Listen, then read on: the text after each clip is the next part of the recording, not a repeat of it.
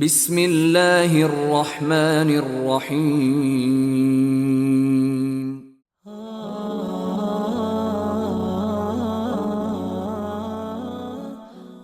حضرت ابو سعید خدری رضی اللہ تعالیٰ عنہ فرماتے ہیں کہ رسول اللہ صلی اللہ علیہ وآلہ وسلم نے ارشاد فرمایا، کیا میں تمہیں ایک ایسی بات کی رہنمائی نہ کروں جو تمہاری خطاؤں کو مٹا دے اور نیکیوں میں اضافہ کرے؟ لوگوں نے عرض کیا، جی ہاں یا رسول اللہ صلی اللہ علیہ وآلہ وسلم۔ آپ نے فرمایا، جب وضو کرنا مشکل ہو اس وقت اچھے طریقے سے وضو کرنا اور ایک نماز کے بعد دوسری نماز کا انتظار کرنا۔